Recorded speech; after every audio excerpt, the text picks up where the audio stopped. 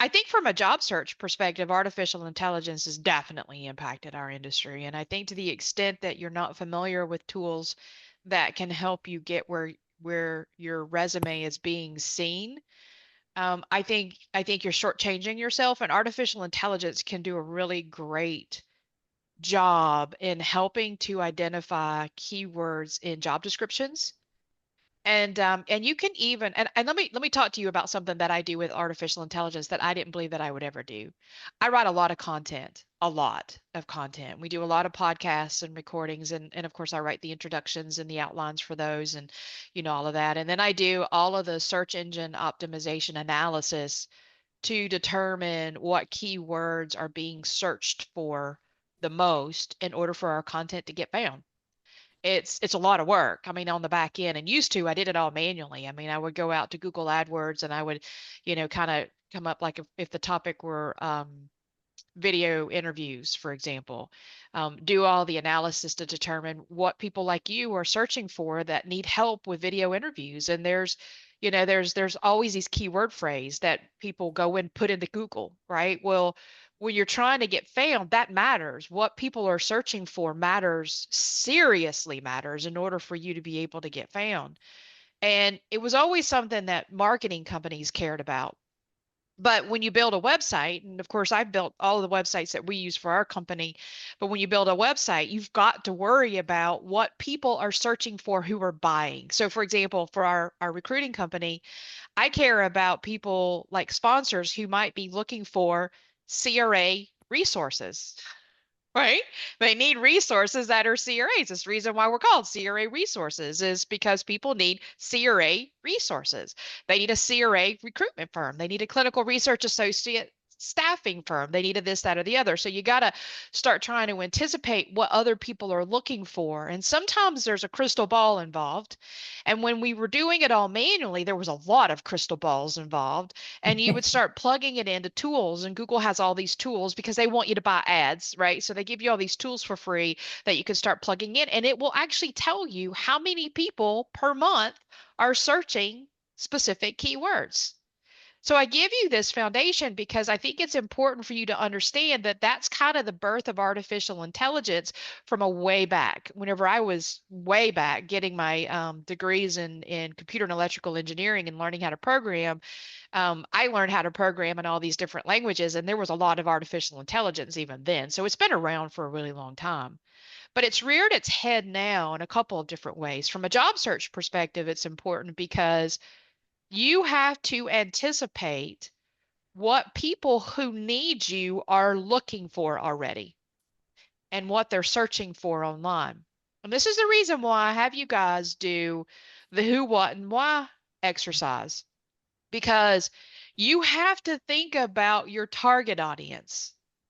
And let's put it in a perspective back to websites. So let's pretend that I sell baby carriages. Okay, I'm just going to make it super simple. Let's pretend I sell baby carriages. So, what I care about is that mom to be or that mother in law that's about to buy the mom to be a present who's got her credit card out that is looking for a specific brand of baby carriage that I sell. And I want to know what she's searching for on Google because she's got her credit card out. She's going to buy something, right? So, I want to make sure that my website has what I know she's looking for in my website so that I'm found. Maybe it's a blue, I don't know anything about baby carriage, but name the type of baby carriage, right? So it's a blue, whatever, da da da da da baby carriage. So if I offer that, I want to make sure somewhere in my content that it's listed. So Google has crawled it so that whenever someone searches for that keyword, my website pops up and the mother in law or the mom to be with a credit card in her hand goes and buys my baby carriage, right? That's your resume. And that is where artificial intelligence really impacts you as a job seeker because you need to be found. And COVID added to the fact that we're a virtual world. We're less face to face now than we've ever been. And it's extremely important that your LinkedIn profile and your resumes and any other digital content that you've got out there has keywords in it. There isn't one post that I put out there that doesn't have some type of a keyword phrase that I know people are searching for. There's hashtags that you use on the social media, and all of those mean something. And what you should do is learn what hashtags to use, what hashtags to follow, what keywords need to be considered whenever you're actually posting, what types of posts you should be posting because of those keywords, when you're doing your language, how you should be using an active verse versus a passive verse, why your sentences should be 20 words or less, all of these things that you should be considering because it matters to artificial intelligence in the way that it mines your data. And so your who, what, and why exercise is important because you're identifying your target audience, because now you're identifying the people that are shopping for your baby carriage. You are the baby carriage. So you're identifying your who, and then you're identifying your what and what you're offering. And again, it needs to be keyword rich. We can add some discussions around how to make that happen, because when they land on your profile, your why needs to knock their socks off. So that exercise is really important because it helps to get you found. But then you don't have to worry about you doing it in your own brain. You can actually go and use artificial intelligence programs out there now, and it's not cheating. You can go, and my favorite is Perplexity. You could take Yeah. Perplexity and you could give it the link of your job description, and you could say, I need, to the extent where it makes sense, to identify the keywords in this job description that align with my experience, and here's my resume. Bam. You put it in there and then you let it start thumping out. Now, some of it's going to be wrong, so you're going to have to, you can't just be transactional about it. You've got to, to kind of analyze it, right? But if that keyword list that comes back from the job description aligns with things that you know you have qualities for, then you say these keywords, I need to layer it into my resume or my cover letter or my LinkedIn profile or whatever. Please tell me how to do that. Right. And then again, you plug in your resume and you plug in the keywords and you see what it tells you. It helps you start from something that's not from scratch, to where Okay. you're not having to take this whiteboard and go, okay, how do I sell myself to this company? You don't. You've got a starting board. You've got your resume already. You've got your list of therapeutics on your resume, hopefully.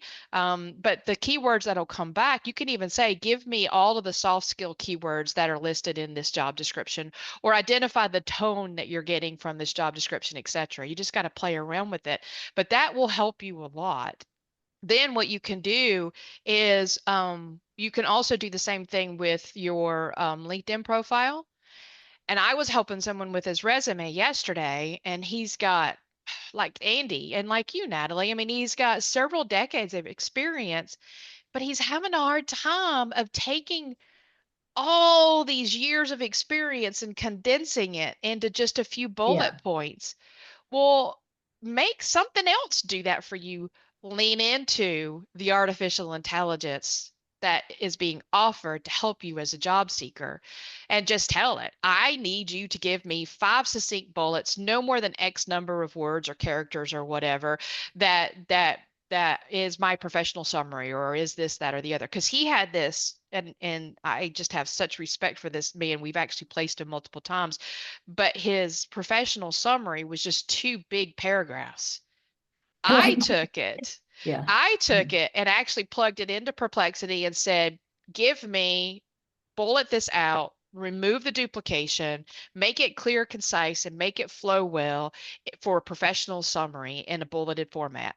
Bam, it comes back. And then I tweaked it, obviously, from there, but it took everything he had in this podge of Yeah, value I know what vomit you mean. words, right? Yeah. And Uh-huh. now it made it readable, because people aren't going to read. The only time people read a paragraph is whenever they're reading a novel.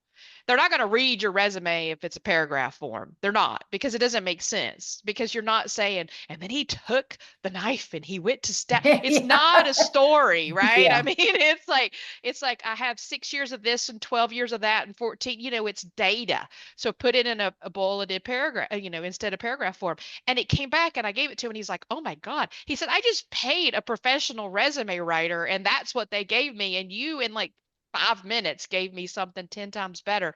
Artificial intelligence will help you do that. So I think what happens with artificial intelligence is people get afraid of it. they think it's going to take their jobs.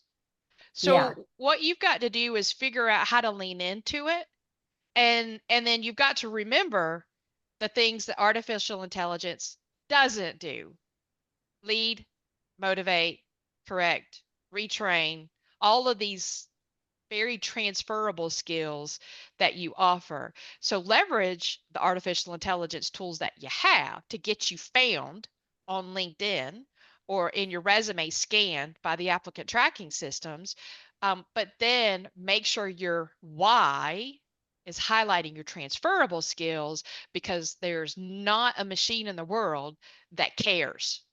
So you've got to identify how you care. So I don't know if that helps at all. It was a big litany. Boy, that was quite the speech, wasn't it, Becky? It's great. It is helpful. And I think we've touched on this before, but it's because the AI part is at least new to me, not newer to me, and because a little old school. But it's good to hear it again, and I think that was that was really good. Good, good.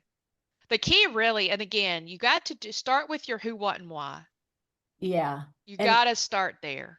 Everybody who's selling something has to think about your perfect client. Your who. Who are you selling to? Because I guarantee you, you've got people that will come and ask you for your services that you would turn down, yeah, right? So who is your perfect client? In the perfect world, who's your perfect client? List them. People who pay on time, people who's strong communicators, people who work a product that you can get behind. Go list it. List all of the things that you're willing to accept in a client. That's your who. The problems that you solve are for who, right? And then you start talking about your why. And this is where your keywords really start coming into play. I'm sorry, your what. I'm an oncologist specialist, or I'm a regulatory this, or I do quality assurance, or I'm a leader in clinical ops, or I'm a this, that, or the other. Your what's going to help you from a keyword perspective. And those are really, really important. And I can even show you guys how to do a keyword analysis to get you found better, but you don't need it so much. If you can get your LinkedIn and your resume saturated with the keywords that your who is looking for, then you're going to get found really simply.